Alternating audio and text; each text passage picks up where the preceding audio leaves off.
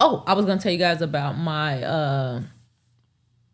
the fact that my house is my control center. It's kind of funny because I did a lot of work to make my house not my control center, believe it or not.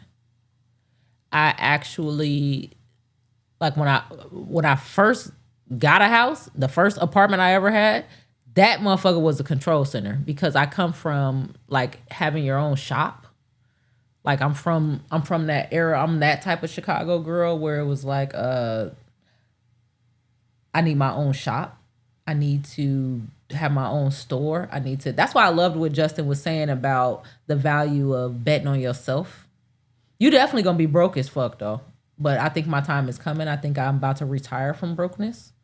I think that I've invested enough over the years, made good enough decisions where I've worked with the right people. I've completed enough tasks and enough projects where I have a well-rounded enough education on what's going on. And I don't think I could have achieved that by just getting a job. Maybe there are some jobs I could have gotten, but I don't think I have the network or the nepotistic opportunity to get said jobs. And so I wasn't about to just, I'm just supposed to, not have a good life because I ain't related to the president of Viacom or some shit. Fuck that. So I think my investment is on its way to paying out. I definitely got a lot of the information. So I would think that it's close to cash in time. What was I talking about before that? I said we were talking about Justin. I said nepotistic, but I don't know if that's a word. I'm glad you like it, but don't go around deploying it as if it's a word because I said it. We were talking about so my house was always a control center. I think that's why my son is the way he is now too. My son ended up getting into production as well, audio guy type fellow. But his house was always like a spaceship house. It's always something to play with, plug in, tap on, build. Because I have a shit ton of things. You know how Barney used to be like, we're looking in the Barney bag. And we found a lot of things. My house is the Barney bag house, for sure. Well, it used to be. It used to be. And I changed a little bit from being the Barney bag house because we got all type of shit going on. I changed a little bit from being the Barney bag house because do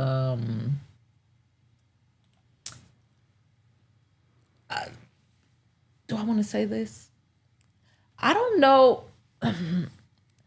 Because it's tacky. It's tacky when you're the lady of the house. That's what it is. When you're the lady of the house and you got your man and your boyfriend and all that shit, it's a little bit tacky. It's like, bitch, you got a robot in the living room. I'm trying to watch football. Like, okay, nigga. So I went through a process of decentralizing my house as my creative tinker space, workspace, which was really cool because that means, nigga, now you got to pay the rent at the goddamn shop. Now what? Not like that. Not like that. Not like that. Just in case you. No, not no fucking Roomba. Not no Roomba. Not no Roomba.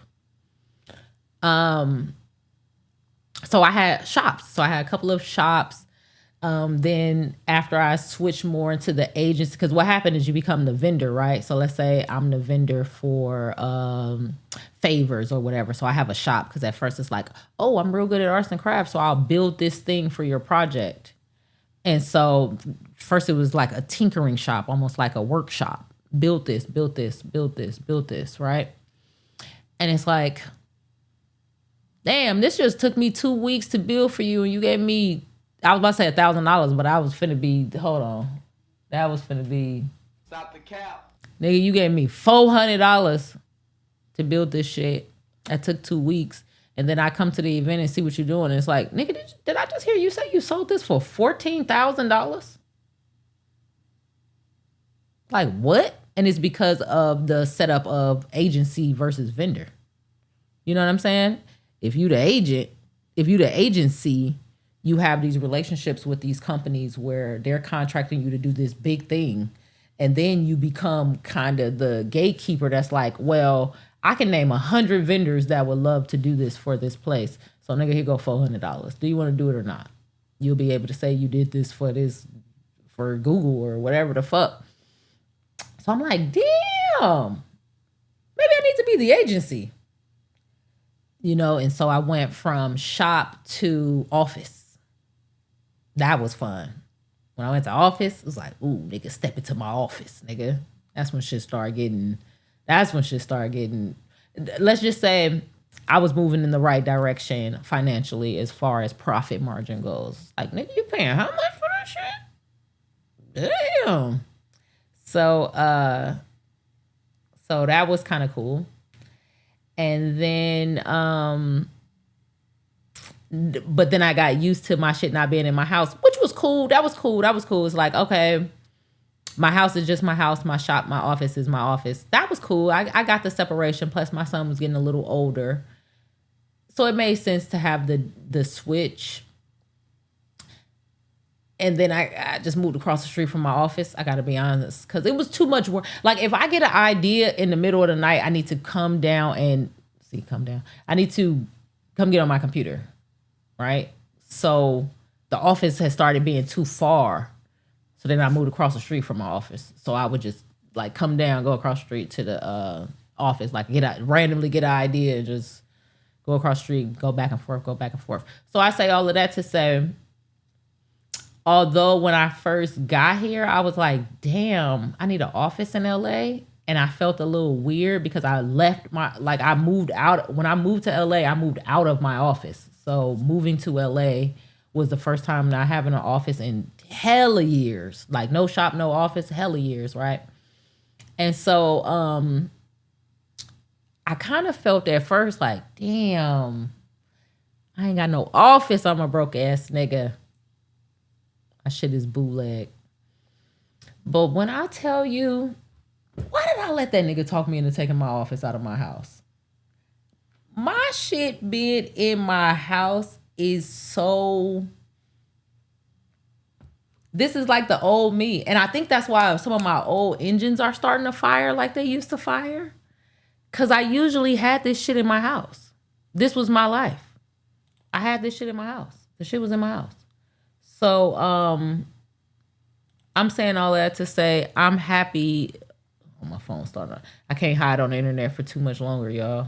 Phone's starting to. It's about time. They let me make it to about noon. I guess I don't have no business sitting on here all the way to noon since I got shit to do. But I enjoy talking to y'all. But it's starting. The wave is starting, guys. The wave is starting. Why did I let that nigga talk me into taking that shit out of my house? I guarantee I got less work done having the shit in my damn, I guarantee I got less. Well, no. I'm not going to say that. I was going to say I guarantee I got less work done having the shit in my office, but that's not true because there's contracts that I got that I wouldn't have got without office. For sure. There's projects that I was able to complete that I didn't have enough space to do in my house. I needed the space to stretch shit out and say, this is over here. Because, what happens is you have things in boxes. Like, oh, damn, I know I have that tool that I drove 50 miles to get because it was cheap, but which fucking box is it in? And so having the office allowed me to really have everything everywhere where I can kind of just walk up and say, oh, it's right here in this drawer. Oh, it's right here on this shelf. Oh, yeah, let me pull big shit. Like, oh, let me pull this out and use this. So that is not quite the same, but I'm going to tell you why it works because I've refined what I'm doing down to I really didn't need all of that shit. I'm glad I had it and I fucked with it for a little while because whatever lesson that I learned from it, I still have that lesson. It's like I put myself through my own college course. It's like, oh, we're focusing on this. We're focusing on a photo booth. How can you put together a whole photo booth business? How can you make a photo booth dope? How can you create a set where you step into the photo booth, the set itself is raw? How can you not have a set and have a green screen and make it virtually raw? How can you make it fit to the theme? What products do you need? What employees do you need? What makes it work? What makes it work faster? What makes it print? What makes it print better? But now I sold the shit out the photo booth though when I was done. Like, I didn't need that shit no more. Like once I transitioned out of that, I didn't need it anymore. So I don't want to say that it was bad that I did it, but I don't want to have to store that shit after I've learned all the lessons, you know? And right now, let's say I had a client that's like, oh, well, we want to do this event at this place. A photo booth would be something that I would suggest if the budget allows. But a photo booth would be something I suggest, but our photo booth would be raw as hell. Like some raw ass, you didn't even know you could do all of this shit with your photo ass shit. But it's because of that time sitting in, like I can really in my mind close my eyes and go back to when I first got the photo booth and that bitch was in hella pieces. And it's like, built this don't work. Trying to figure out what's wrong, and really one little piece is just dead. It's like, nigga, this does work, but this stupid ass connector you have right here is dead. Just go get another connector, and then plugging that up and everything lighting up and being like, oh shit, it works. It's alive. So I'm saying all that to say my home office is really fucking dope. It's not even an office, it's a tinkering space. I call it the control room. And so I live upstairs basically all the time. I mean, the kitchen is down here, whatever. But I live upstairs all the time when I'm being, I guess, a regular person. And then when it's time to work, I just come downstairs. And so my whole like downstairs front room thing is work. So I don't know why that was relevant or why we were talking about that, but I'm just happy to have my control room back in my house. That's all I'm trying to say.